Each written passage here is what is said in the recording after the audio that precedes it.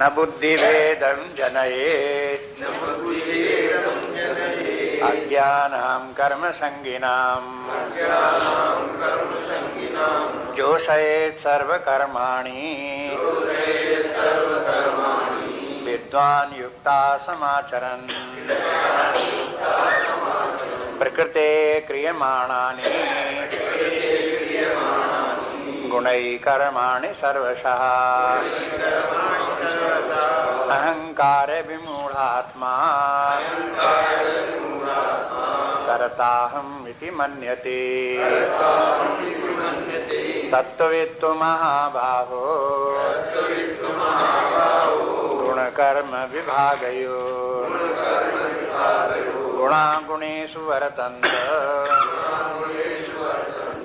इति मत्वा न सज्जते प्रकृते गुणसम्मूढ़ा सज्जन्ते गुणकर्मसु तान् कृष्णविदो मन्दान् कृष्णविन्न विचालयेत् मयि सर्वाणि कर्माणि सन्न्यस्याध्यात्मचेतसा निराशीर्निर्ममो भूत्वा युद्धस्व विगतज्वरः मयि सर्वाणि कर्माणि सन्न्यस्याध्यात्मचेतसा निराशीर्निर्ममो भूत्वा युद्धस्व विगतज्वरः।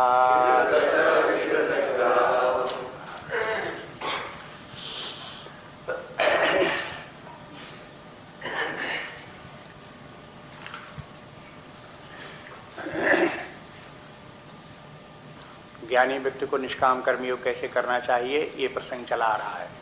ज्ञानी के माने जो विवेक बुद्धि के द्वारा काम करता हुआ, साधना करता हुआ आगे बढ़ रहा है, उसे निष्काम कर्मयोग कैसे करना चाहिए।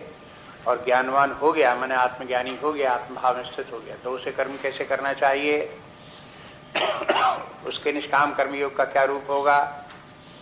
और फिर बाद में बात ये कि ज्ञानी व्यक्ति की ये भी जिम्मेवारी है को समाज में अन्य व्यक्तियों के बीच में रहे, तो ज्ञानी होकर के तो रहे, लेकिन अन्य लोगों को, अज्ञानी व्यक्तियों को उससे मार्गदर्शन प्राप्त हो, सन्मार्ग पर ही चलें, उनमें बुद्धि भेद उत्पन्न न हो अथवा वो विचलित न हो, वो अपने मार्ग पर ठीक ठीक चलते रहें, इस प्रकार का प्रयास करें। ज्ञानी व्यक्ति की जिम्मेवारी अपने ही तक नहीं है, और लोगों के जो आसपास हैं उनकी भी जिम्मेवारी उसके ऊपर है। वो भी उसका अनुसरण कर रहे होंगे, देख रहे होंगे, उससे बन बिगड़ रहे होंगे, उसकी जिम्मेवारी भी उस व्यक्ति के ऊपर है। ये भी भगवान ने बता दिया कि इस प्रकार से व्यक्ति को एक ज्ञानी व्यक्ति को जैसा होना चाहिए आदर्श जीवन, उस प्रकार का वो जीवन जिए। अज्ञानी व्यक्ति तो नहीं समझ सकता कि ज्ञानी व्यक्ति की क्या महानता है, लेकिन ज्ञानी व्यक्ति जानता है कि ज्ञान की स्थिति क्या है और अज्ञान की अवस्था में लोग कैसे व्यवहार करते हैं, क्यों करते हैं, उनकी क्या समस्याएं हैं। इन दोनों बातों को समझते हुए ज्ञानी व्यक्ति को व्यवहार करना होता है। इसमें ये भी आगे पीछे जहाँ कहीं देखेंगे तो ज्ञानी व्यक्ति का ये काम नहीं कि अज्ञानी व्यक्तियों से घृणा करे या अज्ञानी व्यक्तियों को डांटे धमकाता रहे, उनको जो है वो भला बुरा कहता रहे, ये उसका धर्म नहीं है। ज्ञानी व्यक्ति को चाहिए कि ज्ञानी व्यक्तियों से सुहृद होकर के व्यवहार करे। सुहृद एक शब्द है जिसको भगवान के लिए भी बोला जाता है। सुहृद के माने है जिसके बदले में कुछ न चाहे, लेकिन लोगों के ऊपर कृपा भाव रखे, दया भाव रखे, उनके कल्याण की, हित की कामना उनमें रखे, उनसे व्यवहार प्रेम पूर्वक उनसे व्यवहार रखे, ये बराबर भावना रखे कि आगे चल करके ये भी धीरे धीरे करके इनको समझ में आ जाए, सही रास्ता समझ में आ जाए, जीवन का जो श्रेष्ठ रूप है वो समझ में आ जाए, उसी प्रकार से व्यवहार करें। ये भी ज्ञानी व्यक्ति का स्वभाव है। अज्ञानी व्यक्ति ही ज्ञानी, यानी कहने का तात्पर्य कि अज्ञानी व्यक्ति को ज्ञान में सदा स्थित रहना चाहिए। ऐसा नहीं कि अज्ञानी बीचों में रहेंगे तो हमें तो वैसे करना ही पड़ेगा। अज्ञानी व्यक्ति अगर चोर डाकू बदमाश हो तो हमें भी होना ही पड़ेगा, ये सब ज्ञानी व्यक्ति के लिए नहीं। ये तो अज्ञानी व्यक्तियों के कुतर्क हैं ये। शास्त्र ये कहता है ज्ञानी व्यक्ति को अज्ञानी व्यक्तियों के बीच में ही ज्ञानी होकर के बराबर रहना चाहिए और अपने ही आदर्श को उन लोगों के सामने प्रेषित करता रहे, दूसरे लोग उसके आदर्श से सन्मार्ग उससे प्राप्त करते रहें। ज्ञानी व्यक्ति का ये काम नहीं है कि अगर दूसरे व्यक्ति क्रोधी हैं तो उनके साथ हम भी क्रोधी हो जाएं।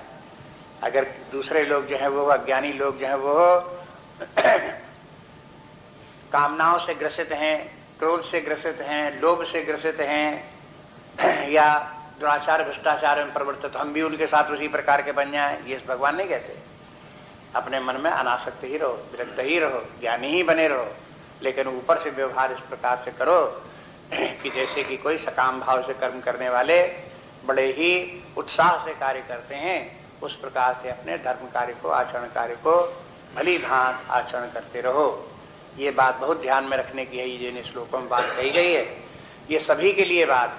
मतलब ऐसा नहीं कि आत्मज्ञानी हो जाए तभी ज्ञानी। अगर कोई व्यक्ति थोड़ा बुद्धिमान व्यक्ति है अन्य लोगों की अपेक्षा तो उसके भी जिम्मेवारी आ जाती है।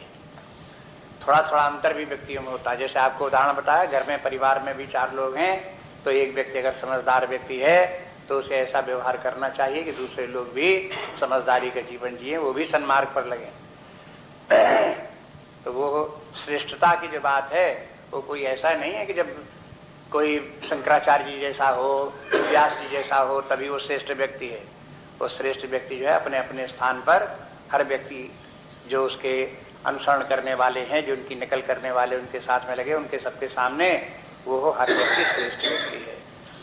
इसलिए उसे सावधानी से व्यवहार करना चाहिए। अब बता रहे थे कि देखो अब यहाँ से एक प्रसंग फिर बदलता है, ये 30वें श्लोक से। अब भगवान बताते हैं कि व्यक्ति को चाहिए कि अगर भगवान का भक्त है तो उसे निष्काम कर्मयोग करना चाहिए, और उसका निष्काम कर्म किस भावना से होगा।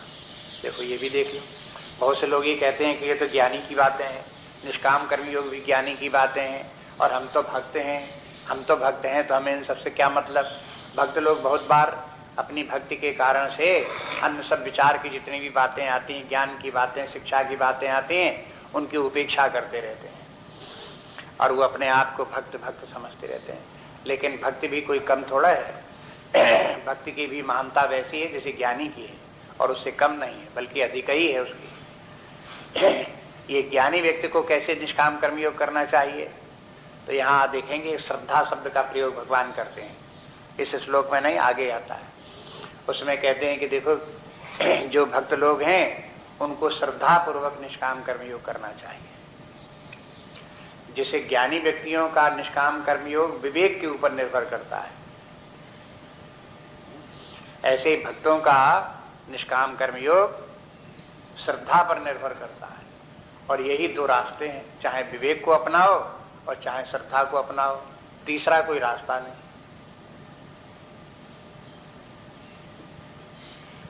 एक उदाहरण के द्वारा यही समझ लें, जैसे कि मानो जो मकानों में बिजली की फिटिंग करते हैं, बिजली का काम करते हैं, तो बिजली का ज्ञान रखने वाले व्यक्ति हैं। वे लोग इलेक्ट्रिक इंजीनियर हैं, इलेक्ट्रीशियन हैं। ये लोग इलेक्ट्रिक का ज्ञान उनको प्राप्त किया, सीखा, पढ़ा, समझा, बिजली कैसे काम करती है, क्या होता है, तार क्या हैं, किस किस प्रकार के तार, कहाँ कहाँ किस किस प्रकार की बिजली की जरूरत पड़ती है, बल्ब में बिजली कैसे काम करती है, पंखे में बिजली कैसे काम करती है, उनको सब मालूम है। बिजली में वही बिजली बल्ब में आकर के प्रकाश रूप क्यों हो जाती है, उनको मालूम है। पंखे में आकर के वही बिजली पंखे को क्यों घुमाने लगती है, उन्हें मालूम है कि उसके क्या नियम है, ये सब जानते हैं बिजली वाले। तो वे लोग तो एक जो बिजली का ज्ञान रखने वाले वे लोग हैं। अब ऐसे लोग हैं, जब कहीं कोई किसी व्यक्ति को अपना मकान बनवाया और बिजली की फिटिंग कराई, तो बिजली की फिटिंग कराने वाले व्यक्ति 2 प्रकार के हो सकते हैं। एक तो वो जिनको बिजली का कुछ ज्ञान नहीं, उन्होंने जो ज्ञान बिजली का ज्ञान रखने वाले हैं उनसे फिटिंग करा ली अपने। और दूसरा ऐसा भी व्यक्ति हो सकता है जो पहले से बिजली का ज्ञान रखता है और फिर उसने इलेक्ट्रीशियन को बुला करके अपने मकान में फिटिंग करा ली। तो बिजली तो दोनों व्यक्तियों के घर में काम करेगी, चाहे बिजली का ज्ञान रखने वाला मकान मालिक हो और चाहे बिजली का ज्ञान न रखने वाला हो। दोनों के यहाँ बिजली लग गई और दोनों के यहाँ बिजली काम करेगी। लेकिन जो बिजली को जानने वाला है, अगर पंखा नहीं चला, बिजली तो है, पंखा नहीं चला, बल्ब जला, पंखा नहीं चला, तो वो समझ लेगा कि इसमें कहीं तार में कनेक्शन में कहीं ढीला पोला है, पंखा खराब है, या स्विच खराब है, या कहीं कुछ खराब है। उसको थोड़ा बहुत अपने टेस्ट करेगा, को ठीक करा लेगा, जानता है उसे कहाँ से क्या बिगड़ गया। लेकिन जो बिजली को नहीं जानता कि बिजली कैसे क्या है, वो जहाँ कहीं गड़बड़ी होती है तहाँ वो बिजली वाले के पास दौड़ता है कि भाई पंखा नहीं चला, देखो क्या बात है, तो आएगा वो ठीक करेगा। तो जो बिजली को नहीं जानता वो बिजली का प्रयोग श्रद्धा पूर्वक करता है। जो बिजली के रहस्य के ज्ञान को जानता है वो बिजली को समझदारी के साथ ज्ञान के साथ करता है। लेकिन बिजली का प्रयोग दोनों ही करते हैं और बिजली का लाभ दोनों को बराबर होता है, कम ज्यादा नहीं होता। बस ये बनने बिगड़ने में एक व्यक्ति को दूसरे की सहायता लेनी पड़ती है और एक को सहायता नहीं लेनी पड़ती, वो जानता है। लेकिन जानने वाला भी दूसरी सहायता लेता है। आप सब बना थोड़ी लेगा, हम जितने जानता को पंखे में क्या खराबी कहाँ बन गई, तो वो तो जहाँ कारखाना होगा वहीं जाएगा, बनेगा, अपने आप थोड़ी बना लेगा। मालूम तो हो गया कि हाँ इसमें पंखा खराब हो गया। इस प्रकार से देखते हैं कि जैसे ये दो स्थितियां हैं, ऐसे ही अध्यात्म के क्षेत्र में भी दो स्थितियां हैं। आध्यात्मिक ज्ञान को कोई व्यक्ति समझदारी के साथ में इसके जो नियम है उन नियमों को समझ ले और नियमों को समझ करके उनके अनुसार फिर साधना करे और अपने आध्यात्मिक विकास करे।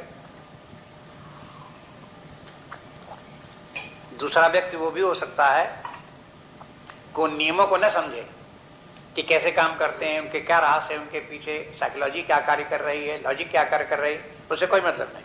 उसने तो ये मालूम हुआ कि साधना ऐसे करनी चाहिए, बस वैसे करने लगा। उसको बता दिया कि साधना करो, उसे बता दिया कि जब करो, तो वह जब करने लगा। उसे ये मतलब नहीं कि जब करने से होगा क्या, कैसे अपने अंदर क्या प्रक्रिया चलेगी और फिर उसमें क्या परिवर्तन आएगा, उसे साइकोलॉजिकल कोई चेंजेस क्या आएंगे उसे कुछ पता नहीं। लेकिन चाहे अगर वो जानता हो चाहे न जानता हो, जब करेगा तो उसका प्रभाव जो उसे पड़ना है वो तो अपना पड़ेगा। ये अंतर है। इसलिए अब यहां से जो आगे जो बता रहे हैं ये बात ये इस प्रकार की है कि अगर कोई व्यक्ति इन सब बातों को विवेक के द्वारा नहीं समझ सकता कि आध्यात्मिक साधना का विकास क्रम क्या है, अध्यात्म विद्या क्या है, अध्यात्म विद्या का अंतिम रूप क्या है, किसी की बुद्धि ऐसे काम नहीं करती कि क्या करें, हमारी बुद्धि नहीं समझ में आता। अरे नहीं समझ में आया तो ये न समझो कि आप लाइलाज मर्ज आपको है, ऐसा नहीं है, उसका भी इलाज है। फिर क्या इलाज उसका? दूसरा इलाज है कि आप श्रद्धा का सहारा लो और साधना करो और उसी स्थिति को प्राप्त हो जाओ। इसलिए भगवान यहाँ से कहना शुरू करते हैं, मयि सर्वाणि कर्माणि सन्न्यस्य अध्यात्म चेतसा। ये निष्काम कर्म हो, इतने में हो गया। अब न यहाँ आसक्ति की बात रह गई, न निष्कामता की बात रह गई, न और बात रह गई। देखो इसका नाम कर्म योग है। मयि सर्वाणि कर्माणि सन्न्यस्य अध्यात्म चेतसा। अध्यात्म चेतसा सर्वकर्माणि मयि सन्न्यस्य युद्धस्व। कहते हैं कि देखो कि सब अपने अध्यात्म चेतसा के द्वारा अपने समस्त कर्मों को मेरे प्रति अर्पित करके तुम अपने कार्य करो।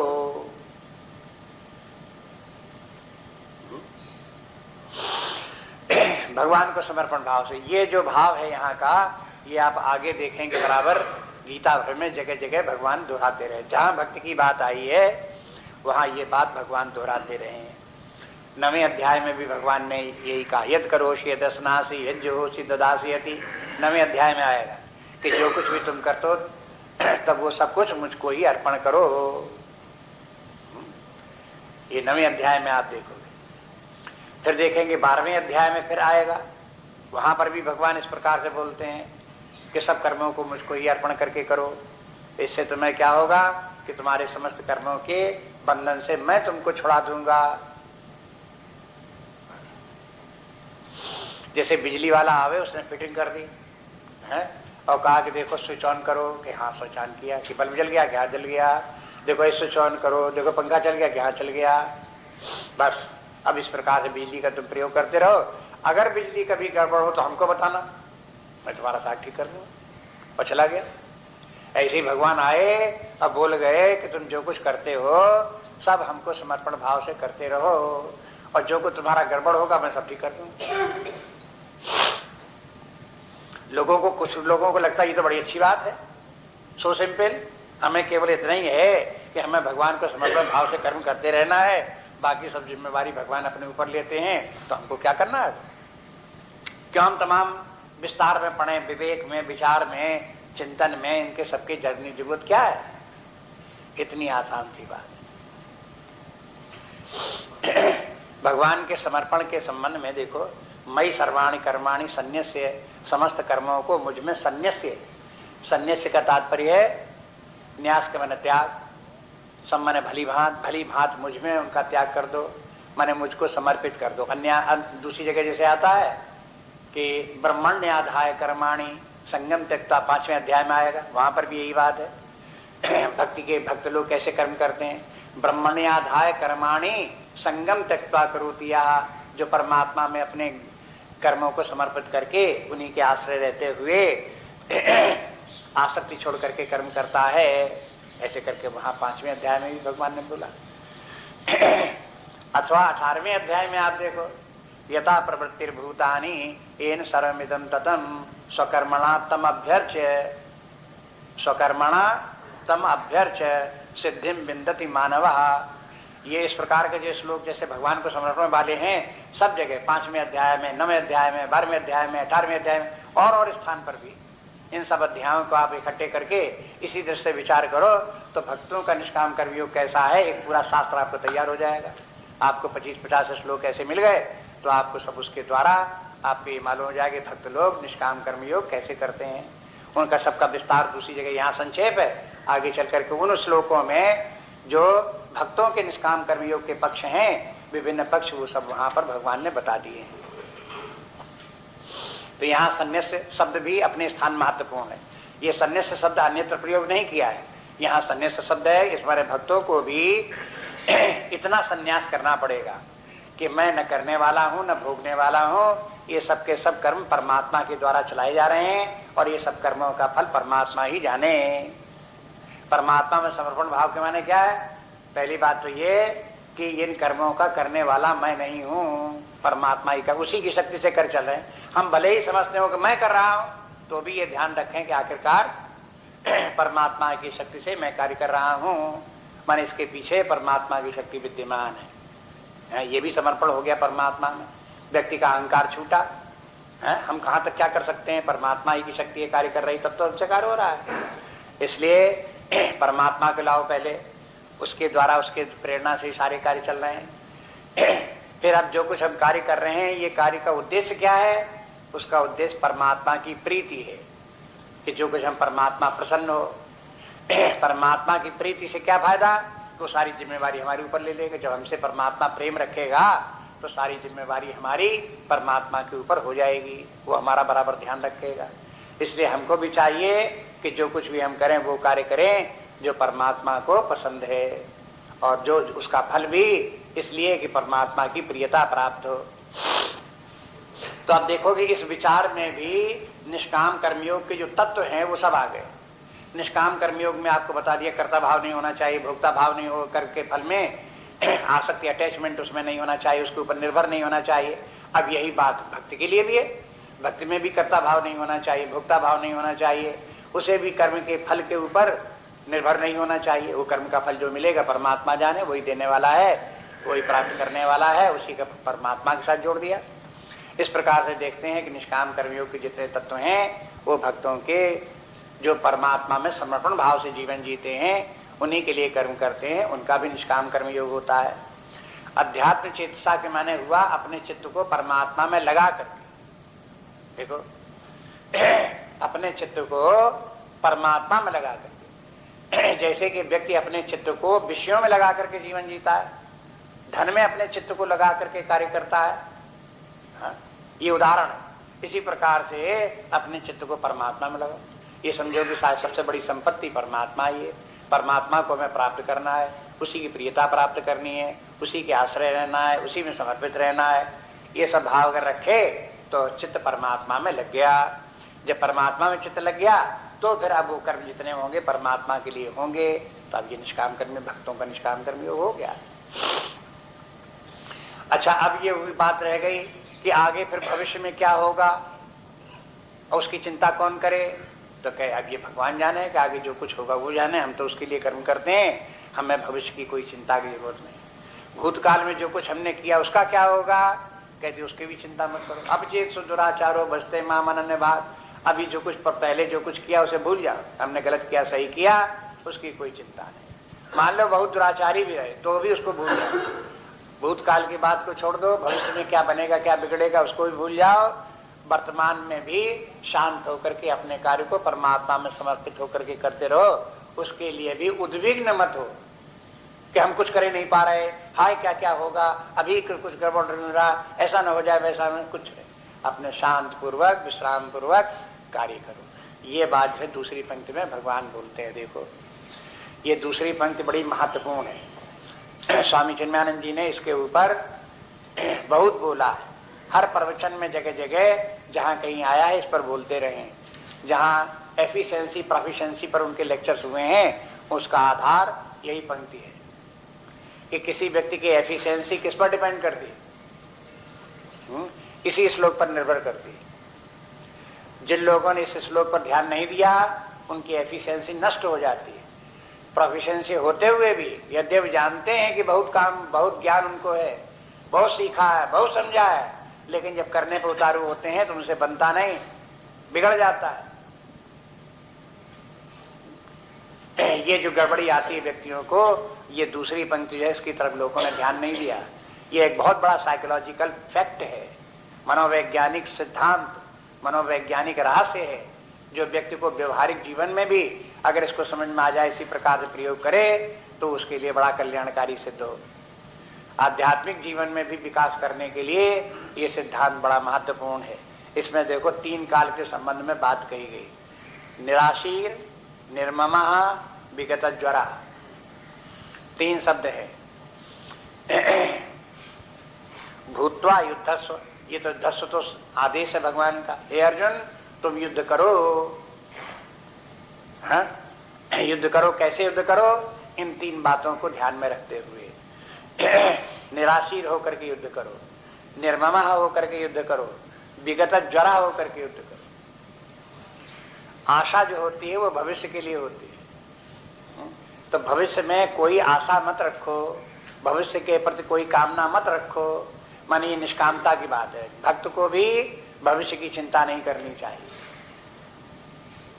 अगर वो भविष्य की चिंता स्वयं करता है तो भक्ति की भाषा में कहते हैं उसे परमात्मा पर विश्वास नहीं है।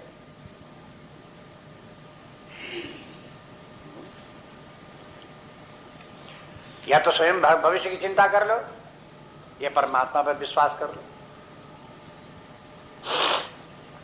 इसलिए जो है ये है भविष्य की चिंता मत करो। भविष्य की चिंता मत करो कि माने ये नहीं कि प्लानिंग न करो, जो कुछ अपना कार्य करो भली भांत प्लानिंग के द्वारा करो, लेकिन एक बार प्लानिंग कर लो, उसी प्रकार से जीवन अपना बना लिया चल रहे हो, तो उसके बाद अब भविष्य की चिंता पर बार बार समय नष्ट न करो।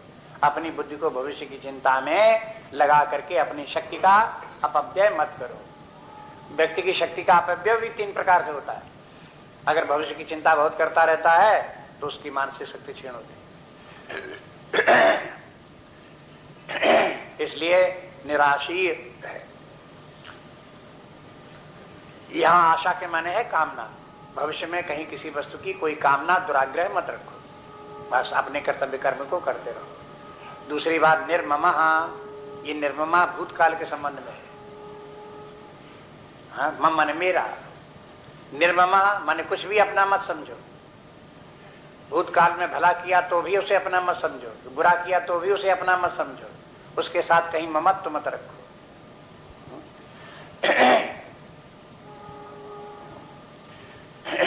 मैं मैंने इतना पढ़ा, इतना लिखा, मैं इतना विद्वान, मैंने इतने बड़े बड़े कार्य किए, इतना पैसा कमाया, इतनी फैक्ट्रियां चलाई, इतने कारखाने चलाए, इतने लोगों से संबंध किए, इतने लोगों से आदर सत्कार बढ़ाते, ये सब बातें भूल जाओ। इनको आप याद करते रहोगे तो ये सब के सब आपकी बुद्धि की क्षमता को नष्ट करेंगे।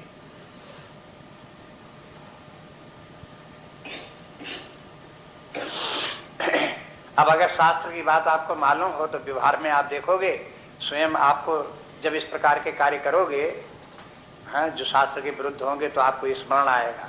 अगर आप कहने लगे मैंने पहले ये किया, फिर मैंने ये किया, फिर मैंने ये किया, और मैंने इसका इतना किया, इतना कोई को नहीं कर सकता जितना मैंने किया, तो इसके माने क्या है कि आप शास्त्र के विरुद्ध बात आप बोल रहे हो। शास्त्र नहीं कहता कि आप इस प्रकार से कहो, बोलो, और उन बातों को याद करके रखो, और दूसरों लोगों को उनका जो है लेक्चर सुनाते रहो, भाषण सुनाते रहो कि मैंने ये किया, मैंने वो किया। ये आप जो है वो हो बच्चों की बातें कर रहे हो। शास्त्र के आधार पर ये बचकानी बातें हैं, अज्ञान की बातें हैं। जो किया उनको भला बुरा किया, उनको कुछ भी मन में मत रखो, जैसे हो तैसे ठीक। इसलिए निर्ममः। कुछ लोग भविष्य की बात इस प्रकार से भी करते हैं कि मैं अब ऐसा कर दूंगा, फिर वैसा कर दूंगा, ऐसा होगा तो ऐसा कर दूंगा, वैसा होगा तो वैसा कर दूंगा। हाँ? ये भविष्य में जो इस प्रकार के सोचते हैं वो भी बचकानी बात है, बाल बुद्धि की बात है। और संसार में करते बहुत हैं, चाहे पढ़े लिखे हो चाहे गैर पढ़े लिखे हो। जो लोग गीता शास्त्र को नहीं देखेंगे, इस मनोविज्ञान को नहीं समझेंगे, अज्ञान के कारण से ये गलतियां स्वयं करते रहते हैं और दूसरे लोगों को करते देखते रहते हैं कि और लोग करते रहते हैं इस प्रकार से गलतियां। तीसरी बात ये विगत ज्वरा के माने वर्तमान काल में व्यक्ति उद्विग्न रहता। ज्वर के माने उद्वेग, टेंशन। वर्तमान में व्यक्ति यदि टेंशन में रहता है और फिर काम करता है तो उसका टेंशन भी उसकी शक्ति का विनाश कर देता है। जो कुछ उसे करना चाहिए भली भांत नहीं कर पाएगा, और उसको टेंशन उसके माइंड को डिस्टर्ब भी रखेगा, दुख भी देगा, और इस प्रकार से जो है वो अपने लिए ही उसका स्वभाव, अगर मैं टेंशन में रहता है तो उसका स्वभाव गड़बड़ है, उसमें भी दोष है। इसलिए विगत ज्वरा में टेंशन लेस होकर के रिलैक्स होकर के कार्य करते रहो। रिलैक्स होकर के कार्य करो, लेकिन विजिलेंट रहो, अलर्ट रहो। ये टेंशन के अंतर्गत नहीं आता। विजिलेंट रहना, अलर्ट रहना, इसके माने ये नहीं कि आप टेंशन में हो। टेंशन बात दूसरी है। टेंशन जो है व्यक्ति की बुद्धि को दुर्बल कर देता है, शक्ति को क्षीण कर देता है। लेकिन यदि कोई अलर्ट रहता है, विजिलेंट रहता है, स्वस्थ रहता है, रिलैक्स रहता है, तो फिर उसकी बुद्धि ठीक से कार्य करती है। ये बुद्धि के सही ढंग से कार्य करने के तीनों तरीके हैं। और जब व्यक्ति की बुद्धि ठीक ढंग से कार्य नहीं करेगी तो उसके काम भी ठीक नहीं होंगे।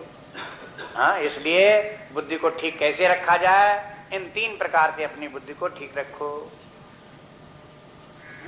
और तीन प्रकार से ठीक रख करके अपनी बुद्धि को वर्तमान काल में अपने स्वस्थ होकर के अपने कार्य को सुचारू रूप से करते रहो। अब आगे जो कुछ भी आपको फल प्राप्त होना है, आपके वर्तमान काल के कर्मों के अनुसार ही प्राप्त होना है। वो तो होंगे ही, जो कुछ करोगे उसका फिर रिएक्शन परिणाम जो कुछ भविष्य में होना है वो होगा ही होगा। लेकिन वर्तमान में जो कर्म हमारे हैं, वर्तमान में अगर हमने कुछ नहीं किया तो भविष्य में कुछ नहीं मिलने वाला है। वर्तमान में अगर हमने कर्म किए, दुर्बल कर्म किए, उनकी क्वालिटी अच्छी नहीं हुई तो उसका भी फल अच्छा नहीं मिलेगा। अगर वर्तमान काल में बड़ी सावधानी के साथ बहुत अच्छे कार्य किए, श्रेष्ठ कर्म किए, तो भविष्य में उसका भी फल, श्रेष्ठ फल आपको प्राप्त होगा। ये नियम है। लेकिन वर्तमान काल में श्रेष्ठ कर्म कब हो? जब हमारी बुद्धि भूतकाल में उलझी न हो और भविष्य काल में उलझी न हो, वो वर्तमान में हो। इस बात को समझाने के लिए स्वामी जी ने बहुत तर्क दिए हैं, बहुत प्रकार से इन बातों को समझाई है। उनको जहां जहां लेक्चर्स हो आप सावधानी पूर्वक उनको देखें, पढ़ेंगे तो समझ में आएगा। Dead past, unborn future. Dead past, अब जो पास्ट जो भूतकाल व्यतीत हो गया, दैट इज नाउ डेड।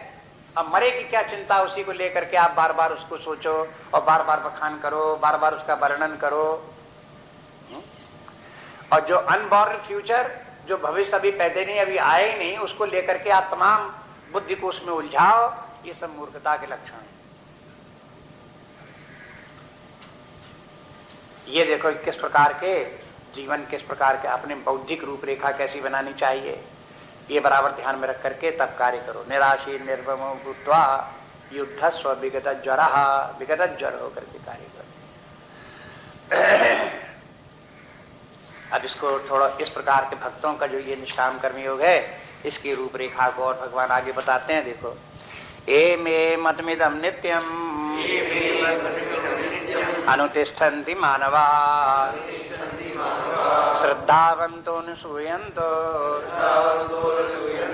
मुच्यन्ते तेपि कर्मभिः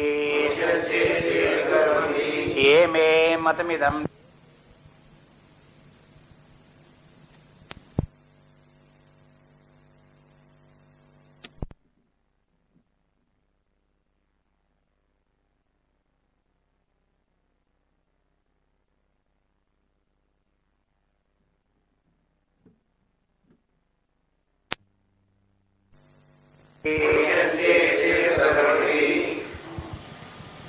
ये जो लोग मे इदम मतम, मेरे इस मत को नित्यम अनुतिष्ठन्ति, नित्य अनुतिष्ठन्ति नित्य इसका पालन करते हैं, मेरे मत के अनुसार ही चलते हैं। मानवा, जो मनुष्य लोग, उनका क्या होता है? कहते हैं कि मुच्यन्ते ते भी कर्म भी, वे भी कर्म के बंधन से छूट जाते हैं। ते अपि, अपि के माने क्या है? अपि माने भी के माने क्या है? माने पहले कुछ कह आए हैं, उस प्रकार से तो कर्म के बंधन से छूट ही जाते हैं, ऐसे भी कर्म के बंधन से छूट जाते हैं। तब तो भी के माने ये हुआ। भी तो कोई अकेले तो प्रयोग नहीं किया जाता, भी के पहले कुछ और बात भी होती है, तब भी शब्द बोला जाता है। माने यदि कोई विवेक पूर्वक ज्ञान के द्वारा समझदारी के साथ निष्काम कर्म योग करे तो वो कर्म के बंधन से छूट ही जाता है। अगर वो श्रद्धा पूर्वक भी मेरे भगवान का ये कहा हुई बात है, और वो कभी भगवान गलत नहीं कहेंगे, गलत रास्ते पर जाने की बात नहीं कहेंगे, इसलिए उनकी बात के ऊपर विश्वास श्रद्धा रख करके कोई उनके वचन का पालन करता हुआ कार्य करेगा तो भी कर्म के बंधन से छूट जाएगा। तो यहाँ भी शब्द का प्रयोग करें। जैसे आपको बताया, अगर कोई बिजली का काम जानने वाला हो, इलेक्ट्रिक इंजीनियर हो, तो उसके घर में बिजली लगा दी जाए तो वो तो बिजली का प्रयोग करेगा समझदारी के साथ में। और अगर ना भी जानता हो और बिजली की फिटिंग कर दी जाए, केवल बता दिया है इससे ये बिजली काम करेगी, तो वो भी बिजली को प्रयोग में लाएगा। तो भी शब्द के माने क्या हुआ? ऐसे ही करके यहाँ पर भी शब्द के माने ये है कि एक प्रकार के तो वो व्यक्ति थे जो समझदारी के साथ में निष्काम कर्म योग करते थे, उसके रहस्य को समझते थे, तो वे तो कर्म के बंधन से छूट ही जाते हैं। जो केवल इस बात के ऊपर विश्वास रख करके ये वचन मेरे हैं, मैं उनको ये बता रहा हूँ, मेरी आज्ञा का पालन कर रहे हैं, ऐसे समझ करके जो परमात्मा में समर्पण भाव से कर्म करते रहेंगे, वो भी कर्म के बंधन से छूट जाएंगे। श्रद्धावंतो अनुसूयंता, इसके लिए दो शब्द यहाँ प्रयोग कर दिए। एक व्यक्ति तो श्रद्धावान हो और अनंसूयंता हो। श्रद्धावान के माने क्या हुआ कि जो चूंकि ये बात भगवान ने कही है, इसलिए भगवान की बात पर मुझे विश्वास है, मैं ऐसा ही करूंगा, तो ये हो गई श्रद्धा। और अगर कोई कहे पता नहीं भगवान ने ये बात कही कि व्यास जी ने कह दी है, और हो सकता है व्यास जी ने कही हो, किसी और ने आगे चल करके किसी ऐसे लेखक ने गीता लिख दी हो जो कुछ नहीं जानता हो, मूर्ख हो, तो हम उसके बातों में क्यों पढ़े? तो श्रद्धा खत्म हो गई। अगर गीता का लिखने वाला कोई व्यक्ति मूर्ख है, तो उसकी बातों में क्यों पढ़ना चाहिए?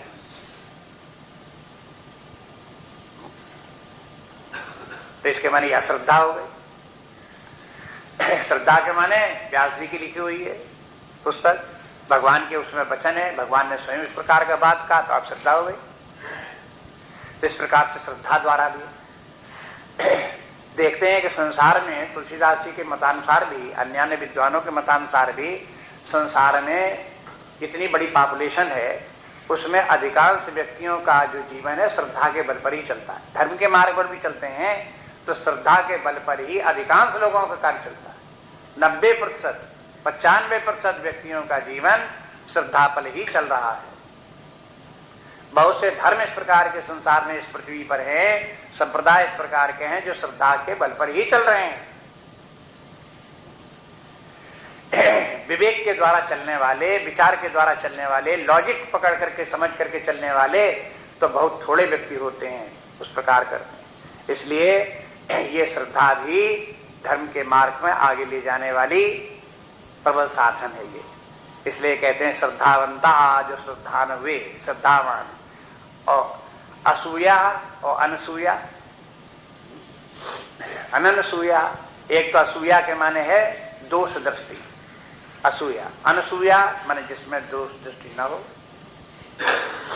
दोष दृष्टि, दोष दृष्टि के माने भगवान जो निष्काम कर्म योग करते हैं ये बिल्कुल बेकार है, ऐसे हम करेंगे तो जिंदगी में कुछ कर ही नहीं सकते, ये तो बिल्कुल बेकार का सिद्धांत है।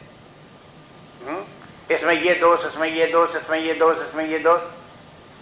अगर किसी को इस प्रकार के दिखाई देते हैं तो इसके माने फिर उसको श्रद्धा कहां हो जाएगी? जब उसमें दोष न दिखाई दें तभी श्रद्धा होगी। इसलिए भगवान कहते हैं कि इसमें जिस व्यक्ति को दोष न दिखाई दें और श्रद्धा हो, वही व्यक्ति फिर इस प्रकार से अपने कर्मों को परमात्मा के समर्पण भाव से कर सकता है। इसमें जो है ये इस प्रकार का जो निष्काम कर्म योग है या भक्तों का भक्ति मार्ग है, उसमें श्रद्धा बलवती है, श्रद्धा के बल पर ही कार्य होता है। लेकिन श्रद्धा का तात्पर्य अंधविश्वास नहीं है, ये भी सावधान रहना चाहिए। अंधविश्वास अलग बात है और श्रद्धा अलग बात। श्रद्धा में ये होता है कि जो बात अभी हम नहीं समझ रहे हैं वो बात आगे हमारी समझ में आ जाएगी, ये तो है श्रद्धा। और जिस बात को व्यक्ति न पहले समझता था, ना समझता, ना आगे समझने की आशा रखता है, वो उसका अंधविश्वास है। एक उदाहरण टैगोर ने दिया, स्वामी जी ने उसको कोट किया है अपनी पुस्तक में, रवीन्द्रनाथ टैगोर का उदाहरण है। वो ये कहते हैं कि देखो, पूर्व दिशा में सूर्योदय होने के पहले ही चिड़ियां बोलने लगती हैं। चिड़ियां जो बोलने लगती हैं वो किस बात की सूचना है? वो कह रहे हैं कि सवेरा होने वाला है, अब शीघ्र ही सवेरा होगा। वो चिड़ियां किस बल पर बोलते हैं? श्रद्धा के बल पर। कोई भविष्य दिखाई तो नहीं देता कि रोज सूर्य निकलता तो आज भी निकल ही आएगा, हो सकता आज न निकले, लेकिन श्रद्धा तो है कि सूर्य आज भी निकलेगा। तो वो जो उनके साथ सूर्य आज भी निकलेगा, जो विश्वास उनके अंदर है, वो श्रद्धा इस प्रकार है। तो श्रद्धा माने लॉजिकल श्रद्धा होनी चाहिए, इलॉजिकल श्रद्धा नहीं। अब श्रद्धा के लिए फिर बोलते हैं कि देखो, जो आप्त वचन है उनमें श्रद्धा होनी चाहिए। आप्त वचन, आप्त वचन के माने जो लोग प्रामाणिक बात बोलने वाले हैं, जो विद्वान लोग हैं, ज्ञानमान लोग हैं, श्रेष्ठ व्यक्ति हैं, उन लोगों की बात जो है वो माननी होती है। जो शास्त्र जैसे गीता है, उपनिषद हैं इत्यादि ये ग्रंथ हैं, ये महापुरुषों के द्वारा, ज्ञानियों के द्वारा लिखे गए, बोले गए हैं, इसमें इनमें श्रद्धा हो सकती है। इसमें श्रद्धा रखो, गुरु में श्रद्धा रखो, जो अपने वृद्ध वयोवृद्ध लोग हैं उनमें श्रद्धा रखो, शास्त्र में श्रद्धा रखो। अपने इसमें जो है ये है वेदांत सिद्धांत में श्रद्धा शब्द जो है वो पारिभाषिक है। उसकी परिभाषा का अर्थ क्या है? शास्त्र गुरु वाक्य से सत्य बुद्धियावधारणा, ये उसकी परिभाषा है श्रद्धा की। शास्त्र के वचन में और गुरु के वचन में विश्वास रखना श्रद्धा कहलाता है। ऐसे जो श्रद्धा, हर जगह श्रद्धा की बात नहीं है। जहां शास्त्र के वचन में और गुरु के वचन में जो विश्वास रखते हैं उनको कहते हैं, उसको कहते हैं श्रद्धा। और उस श्रद्धा के द्वारा जो कुछ आज हम स्वीकार कर रहे हैं उसे समझने के लिए भी तैयार रहे हैं। ऐसे नहीं कि हमें समझ करके क्या करना, हमने तो श्रद्धा कर ली। अरे भाई, जितनी समझ में आए उतनी समझते जाओ, और जो नहीं समझ में आती वो आगे समझ में आएगी, आशा रखो बस, और अपने आगे बढ़ो। इसलिए कहा से श्रद्धा पूर्वक ये जो है निष्काम कर्म योग श्रद्धा पूर्वक भी हो सकता है। इसमें श्रद्धा की बात क्या है? ये मे मत मिदम नित्यम, भगवान ने कह दिया देखो ये मेरा मत है, क्योंकि ये भगवान का बताया हुआ मार्ग है, इसलिए हम इस पर विश्वास करते हैं। ऐसी श्रद्धा रख करके निष्काम कर्म योग करता रहे। आगे देखिए, ये तो ये तदभ्यसूयन्तो नानुतिष्ठन्ति मे मतम् सर्वज्ञान विमूढ़ांस्तान् विद्धि नष्टान चेतसा हेतु एतदभ्यसूयन्तो नानुतिष्ठन्ति मे मतम् सर्वज्ञान विमूढ़ास्तान विद्धि नष्टान चेतसा। ये तो एतत् अभ्युष्यन्तो, लेकिन जो लोग एतत् माने इसको, इस सिद्धांत को निष्काम कर्म योग में अभिसूयन्तो माने उसमें दोष लगाते हैं, दोष बुद्धि रखते हैं, न अनुतिष्ठन्ति में मतम, और जो मेरे बताए हुए रास्ते के ऊपर नहीं चलते हैं, सर्वज्ञान विमूढ़ान, वे तो सब प्रकार से सभी ज्ञान से विमूढ़ हैं, तान विद्धि, उनको ऐसा ही समझो, और नष्टान चेतसा, उनकी चेतना नष्ट हो गई, माने चेतना बुद्धि, उनकी बुद्धि मारी गई। अब आप देखेंगे श्रद्धा के तो बड़ी, यहाँ पर भी गीता में भी अपने सब ग्रंथों में श्रद्धा के ऊपर बड़ा बल दिया गया है, लेकिन ये नहीं कहा गया कि श्रद्धा को अंधविश्वास करके मान ही लो, प्रश्न मत करो। ये कहते हैं कि पहले तो अपनी बुद्धि से समझने की कोशिश करो, अपना तर्क लगाओ, अपनी बुद्धि लगाओ, जो पूछते हो पूछो, प्रश्न करो उत्तर करो, प्रश्न करो उत्तर करो। पहला काम तो ये, जब आपसे ये ना बने, बुद्धि आपकी काम ना करे, आपको विचार करने की क्षमता ना हो, तब हारे दर्जे का काम ये कि श्रद्धा करो।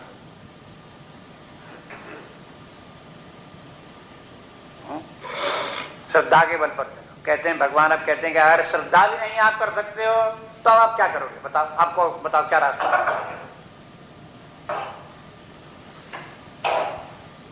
श्रद्धा करने में कौन बड़ा ताकत लगती है आपको? कौन बड़ी परेशानी हो रही है?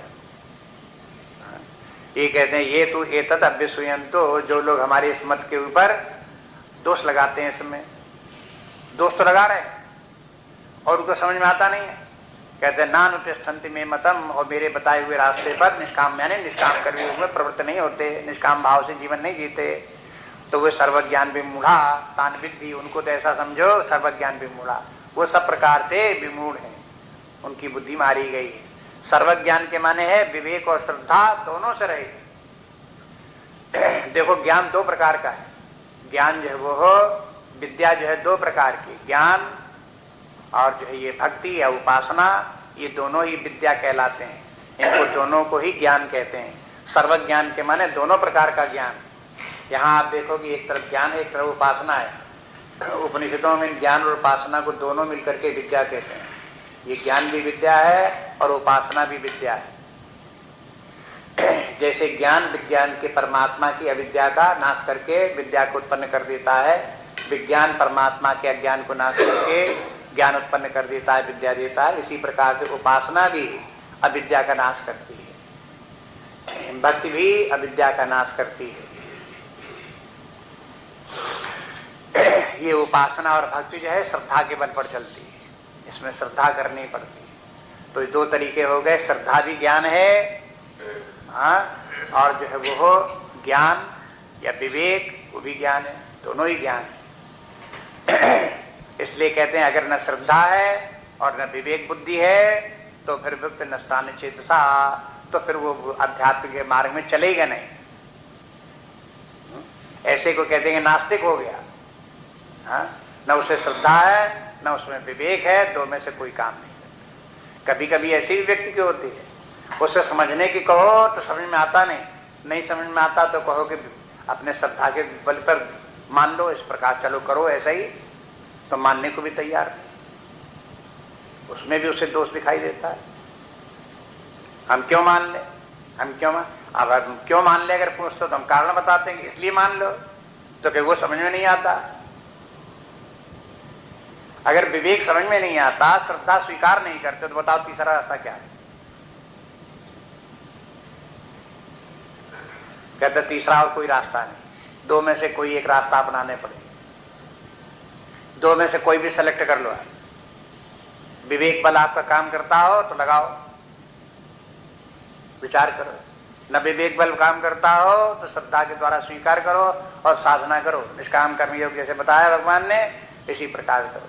समस्त कर्मों को परमात्मा में समर्पण भाव करके अपने आप को परमात्मा का सेवक समझ करके, परमात्मा को स्वामी समझ करके अपने समस्त काम परमात्मा के लिए ही करना समझो। जैसे कहीं किसी कारखाने में, दुकान में कोई व्यक्ति नौकर होता है, वो कार्य करता है तो अपने मालिक के लिए कार्य करता है, मालिक उसका भरण पोषण की व्यवस्था करता है।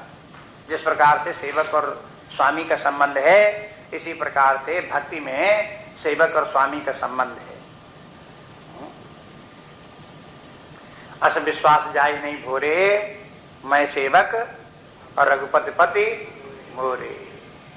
इसका नाम भक्ति है। मैं सेवक, रघुपति पति मोरे। बस परमात्मा जो मेरा स्वामी है और हम उसके सेवक हैं। अस विश्वास जाए नहीं भोरे, ये विश्वास बराबर बना रहे। तो बस हम सेवक हैं और भगवान की सेवा में लगे रहने वाले हैं। जो कुछ कार्य कर रहे हैं सब भगवान का कार्य कर रहे हैं, उन्हीं के लिए कर रहे हैं, उन्हीं के द्वारा कर रहे हैं। सब कुछ इस प्रकार का भाव रख करके उनका कार्य करते रहो। हम कार्य करते हैं भगवान का, तो हमारा कैसे चलेगा काम? कह के भाई स्वामी जैसे अपने नौकर के भरण पोषण की व्यवस्था करता, खाना पीना, बीमारी लोग जो कुछ होते हैं सब उनकी देखभाल स्वामी जैसे करता है, मालिक करता है, उसी प्रकार से परमात्मा की ड्यूटी है तो वो फिर हमारा भरण पोषण करे, सब हमारी जो आवश्यकता है उनकी शक्ति पूरी करे, हमारा जीवन चलाए। बस इस प्रकार से उसका कार्य करते रहो। बस ये हुआ भगवान में श्रद्धा विश्वास रख करके कार्य करने का तरीका। अब आगे देखिए, सदृशं चेष्टते स्वस्या प्रकृतिर्ज्ञानवानपि प्रकृतिं यान्ति भूतानि निग्रह किं करिष्यति। सदृशं चेष्टते स्वस्या प्रकृतिर्ज्ञानवानपि प्रकृतिं यान्ति भूतानि निग्रह किं करिष्यति।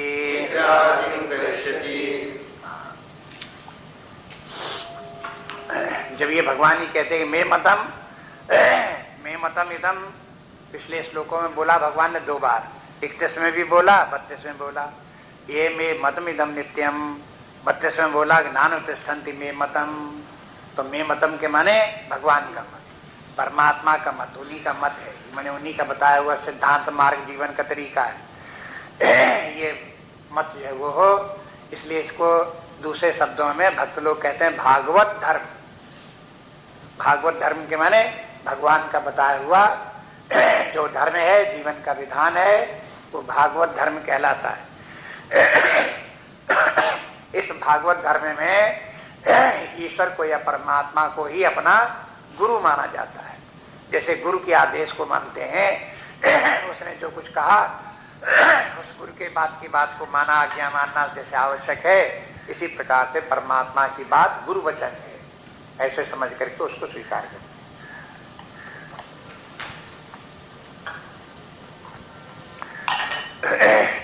अब यहाँ कहते हैं इस श्लोक में, 33वें श्लोक में एक साधारण नियम बता देते हैं। अब देखो उससे निकलने का फिर उपाय बताएंगे। एक स्थिति ये है कि देखो प्रकृतिम यान्ति भूतानि, दूसरी पंक्ति में देखिए प्रकृतिम यान्ति भूतानि, भूतानि माने सभी मनुष्य जितने हैं, भूतानि माने और प्राणी भी आ गए, सभी प्राणी मनुष्यों सहित प्रकृतिम यान्ति। प्रकृति यान्ति माने अपनी प्रकृति के अनुसार ही आचरण करते हैं, व्यवहार करते हैं, जीवन जीते हैं। जिस व्यक्ति की जैसी प्रकृति होती है वैसी बुद्धि में उसके विचार आते हैं, वैसे ही वो बोलता है, वैसे ही वो काम करता है। प्रकृति प्रधान हर व्यक्ति के को जो जीवन का संचालन करने वाली जो शक्ति है वो व्यक्ति उसकी प्रकृति है, प्रकृति के अनुसार कार्य करता है। लेकिन आपको बता चुके हैं, ये बात यहाँ पर नहीं बोलते हैं, प्रकृति के पीछे विद्यमान आत्मा है, परमात्मा है। ये प्रकृति जड़ अपने आप कार्य नहीं करती। देखो इसको इस प्रकार से समझ लो, जैसे कि कार है, बताओ कार ड्राइवर से चलती है कि पेट्रोल से चलती है? अगर पेट्रोल भरा कार खड़ी हो तो क्या चलेगी? नहीं चलेगी। और अगर पेट्रोल में कार न हो, ड्राइवर कार चलाने वाला हो, तो क्या कार चलेगी? नहीं चलेगी। कार में जो आगे खींचने की ताकत है वो तो पेट्रोल की है, पेट्रोल मशीन को चलाएगा और कार आगे बढ़ेगी। लेकिन कार दाएं जाए कि बाएं जाए, गड्ढे में जाए कि सीधे रास्ते पर चले, ये पेट्रोल के देखने का काम नहीं है। ये किसका काम है? ड्राइवर का काम। तो अपने अपने काम बटे हुए हैं। इसी प्रकार से प्रकृति का भी अपना काम है, परमात्मा का भी अपना काम है। परमात्मा का काम है मोटिव फोर्स देना। हर व्यक्ति की प्रकृति और सब शरीर ये सब चल रहे हैं परमात्मा की मोटिव फोर्स से चल रहे हैं, वो विद्यमान है तभी ये सब कार्य कर रहे हैं। लेकिन हमारी जीवन की दिशा किधर जा रही है? क्या हम सोच रहे हैं, क्या हम बोल रहे हैं, क्या हम कर रहे हैं, कहां किस प्रकार क्रियाएं हो रही हैं, ये प्रकारांतर जो भेद हैं वो परमात्मा के कारण नहीं है। जितने भी इनमें विचार के, बोलने के, करने के जो प्रकारांतर भेद हैं उनका कारण हर व्यक्ति की अपनी प्रकृति है। इसलिए प्रकृति का जो महत्व यहां बता रहे हैं कि प्रकृति में यान्ति भूतानि, हर व्यक्ति अपने नेचर के अनुसार व्यवहार करता है। वही प्रकृति हर व्यक्ति को चला रही, उसकी दिशा निर्धारण जिस प्रकार का कार्य कर रहा है प्रकृति ही कर रही है। निग्रह किम कर्ष्यति, बोले कि उसमें निग्रह करना, भला क्या करेगा? निग्रह करने के माने कोई व्यक्ति उसके ऊपर जबरदस्ती करना चाहे, प्रकृति के अनुसार प्रकृति अपनी दिशा में कार्य कर रही है, अगर उसको मोड़ना चाहे, चलाना चाहे तो निग्रह करना माने प्रकृति को रोकना है। निग्रह माने रोकना। अगर रोकना चाहे उसे तो भला उसमें कहां किसका बल चलेगा? जैसे एक उदाहरण से आप देख लो, मान लो आपने रात्र में सोए और स्वप्न देखा, तो स्वप्न की रचना किसने की? प्रकृति ने की। अनुकूल प्रतिकूल परिस्थितियां आपको दिखाई दी, प्रकृति के कारण दिखाई दी। उसमें आपको सुख दुख हुआ तो कैसे हुआ? अपनी प्रकृति के अनुसार हुआ। अब इसका निग्रह करो कि हम रात में सोए तो स्वप्न ना देखें। निग्रह काम करेगा? स्वप्न अगर हम देखें तो सुखद स्वप्न ही देखें, दुखदायी स्वप्न ना देखें, निग्रह काम करेगा? क्या बात, क्यों नहीं करेगा? निग्रह किम करिष्यसि, इसमें निग्रह कहां काम कर सकता है? और कहते हैं ये प्रकृति का ये नियम ज्ञानी अज्ञानी सबके साथ चलता है। जो निष्काम कर्मियों को समझते हैं उनके साथ भी प्रकृति का कार्य ऐसा ही है, और जो निष्काम कर्मियों को नहीं समझते हैं उनके साथ भी यही नियम चलता है। यहां सदृशम चेष्टते स्वस्याः प्रकृतिर ज्ञानवान अपि, सदृशम माने अनुरूप, उसी सदृशम चेष्टते प्रकृति सदृशम चेष्टा, जिस व्यक्ति की जैसी प्रकृति है उसी के सदृश माने उसी के अनुरूप व्यक्ति के चेष्टाएं होती हैं। चेष्टा माने मूवमेंट, उसी की जितने बोलना चालना व्यवहार सब व्यक्ति की अपनी अपनी प्रकृति के अनुसार होता है। अगर कोई किसी व्यक्ति को लगे कि हम ये कार्य ठीक नहीं करते, ये बात हम ठीक नहीं सोचते, हमारी बुद्धि ठीक काम नहीं करती, तो आप समझ लो क्यों नहीं करते? क्योंकि आपकी प्रकृति गड़बड़ है, इसलिए। बस अब जब मालूम हो गया कि सारा सेंट्रल पॉइंट जो है हमारे गड़बड़ी का कारण जो है वो प्रकृति है, प्रकृति अगर ठीक होगी तो विचार ठीक आएंगे, व्यवहार ठीक होगा। प्रकृति ही गड़बड़ है, खराब है, तो विचार गड़बड़ आएंगे, व्यवहार सब गड़बड़ होगा। और चाहे ज्ञानी हो चाहे ज्ञानी हो, प्रकृति अपना जैसी होगी वैसे ही कार्य करा लेगी, उसमें निग्रह कुछ नहीं कर सकता। ये कहते हैं प्रकृति ज्ञानवान अपि, ज्ञानवान अपि ये कह दिया, अपि माने भी यहाँ भी है, तो इसके माने भी क्यों शब्द प्रयोग किया? अज्ञानी व्यक्ति तो अपनी प्रकृति के अनुसार कार्य करते ही है, उसके बस में है ही है, उसके तो कहने की जरूरत ही क्या। अब आप कहने लगो जो ज्ञानी होंगे अपनी प्रकृति के बस में नहीं होंगे, तो कहते हैं ज्ञानी व्यक्ति भी अपनी प्रकृति के बस में होते हैं, उनको भी उसी प्रकार से कार्य करना पड़ता है। अब यहाँ ज्ञानी के लिए कुछ लोगों ने ज्ञानी का अर्थ किया है निष्काम कर्मयोग का ज्ञान रखने वाले, और कुछ लोगों ने इसका अर्थ रखा ज्ञानवान आत्मज्ञानी व्यक्ति। तो आत्मज्ञानी व्यक्ति होते हैं वो तो प्रकृतातीत होते हैं, प्रकृति के अतीत निकले, त्रिगुणातीत हो गए, इसलिए उनका अर्थ ये लगाओ कि वो भी अपनी प्रकृति के बस में होते हैं। तो वो अपने बस प्रकृति के बस में तो नहीं होते हैं, एक दृष्टि से ये बात ठीक है, लेकिन दूसरी दृष्टि से ये तो ठीक है वो अपने आत्मस्वरूप में स्थित है, प्रकृति के बस में नहीं है, लेकिन प्रकृति के बस में उनकी बुद्धि फिर भी है। ज्ञानी व्यक्तियों की भी बुद्धि, ज्ञान इंद्रियां, प्राण, कर्मेंद्रियां, शरीर प्रकृति के ही बस में। केवल वो आत्मज्ञान में यहाँ उसका सेंटर पॉइंट जो है मैं आत्मा हूं, उसके ऊपर प्रकृति का प्रभाव नहीं है। इसलिए जब ये भगवान कहते हैं ज्ञानी व्यक्ति भी निग्रह नहीं कर सकते, वो भी अपनी प्रकृति के अनुसार, तो उनके ज्ञानी व्यक्ति आत्मज्ञान के बाद भी उनका जो प्रारब्ध शेष रहता है, सब ज्ञानियों का प्रारब्ध एक सा नहीं होता, अलग अलग ज्ञानियों का अलग अलग प्रारब्ध है, वे ज्ञानी व्यक्ति भी अपने अपने प्रारब्धानुसार शेष जीवन जीते हैं और उसी प्रकार के उनके कार्य होते हैं, उनमें कोई वो भी निग्रह नहीं कर सकते। अज्ञानी व्यक्ति की तो बात ही क्या, इसलिए अज्ञानी की बात नहीं कहते हैं, भी कह करके सूचित कर दिया। अज्ञानी व्यक्ति तो अपनी प्रकृति के बस में है ही है। उदाहरण आपको दिखाई दिया, आप अपनी प्रकृति को देख लो और अपनी प्रकृति से उत्पन्न होने वाले स्वप्न आदि जो है देख लो। जैसे अपनी प्रकृति से स्वप्न उत्पन्न होते हैं, ऐसे ही जागृतावस्था में एक तो व्यवहार काल जो चलता है वो भी अपनी प्रकृति से चलता है, और व्यवहार काल में न कर रहा हो व्यक्ति अगर एकांत स्थान में बैठा हुआ कुछ सोच रहा हो तो भी उसकी जैसी प्रकृति होगी उसी प्रकार का चिंतन होगा। जैसी व्यक्ति की प्रकृति वैसी ही उसका चिंतन, कल्पनाएं उसकी वैसी होंगी, और उसके जो है व्यवहार काल में उसी प्रकार का व्यवहार भी होगा। स्वप्नावस्था में स्वप्न भी उसी प्रकार के देखेगा। ये सब प्रकृति की लीला है।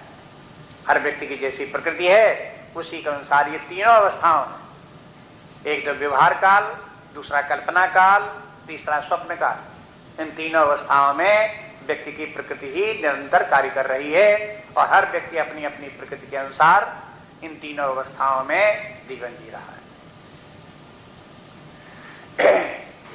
अब ये बोलते हैं कि देखो अब है क्या, जब सारा दारमदार इसी प्रकृति के ऊपर है तो अब यहाँ कोई व्यक्ति ऐसे समझ सकता है अपने आप इस श्लोक को देखे, इसके माने ज्ञानी अज्ञानी सब अपनी प्रकृति के बस में, तो फिर अब क्या हो सकता है, रास्ता बंद, आगे शास्त्र की क्या जरूरत, शिक्षा की क्या जरूरत, साधना की क्या जरूरत, ये सब कुछ नहीं हो सकते। तो कहते हैं ऐसा नहीं है, इस प्रकृति को बदला जा सकता है। ये बहुत बड़ी जो है उपलब्धि या बहुत बड़ा अनुसंधान का कार्य ये है कि व्यक्ति अपनी प्रकृति को बदल सकता है। इतना समझना मुश्किल नहीं कि हर व्यक्ति अपनी प्रकृति के अनुसार जीवन जी रहा है, ये तो समझ में आ जाएगा। और समझ करके अपनी प्रकृति के अधीन होकर के व्यक्ति निराश होकर के कार्य भी करने लगे, जीवन जैसी भाई प्रकृति है, क्या करें, ऐसी प्रकृति है, ऐसी होगा, ये तो कोई भी समझ सकता है। लेकिन समझने की बात उसके आगे की जो महत्वपूर्ण ये है कि हम अपनी प्रकृति को चेंज कर सकते हैं। हम अपनी प्रकृति को, जो दुखदायी प्रकृति है, उसको सुखदायी बना सकते हैं। हम अपने जीवन स्तर को और ऊपर उठा सकते हैं। अब प्रकृति कितनी है, अब इसीलिए प्रकृति को समझने के लिए ही तमोगुणी, रजोगुणी, सत्वगुणी, तीन प्रकार की प्रकृति। अगर तमोगुणी प्रकृति है हम उससे रजोगुणी बना सकते हैं, रजोगुणी प्रकृति है उससे सत्वगुणी बना सकते हैं। ये कैसे बना सकते हैं, इसकी बात 2 श्लोकों में आगे भगवान कहते हैं। हा? इसकी बात को अब कल देखेंगे भाई, अब क्या करें, समय हो गया। 2 उपाय भगवान बताते हैं, उनको दोनों को आगे देखेंगे।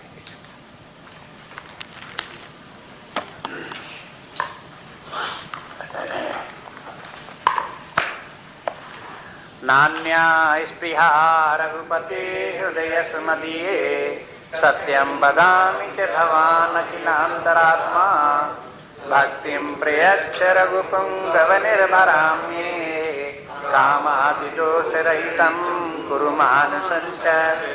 श्री राम जय राम जय जय राम, श्री राम जय राम जय जय राम, श्री राम जय राम जय जय राम, श्री राम जय राम जय जय राम, श्री राम जय राम जय जय राम, श्री राम जय राम जय जय राम,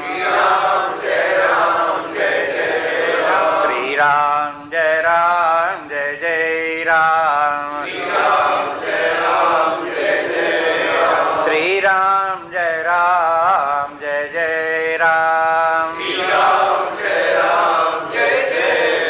श्री राम जय राम जय जय राम, श्री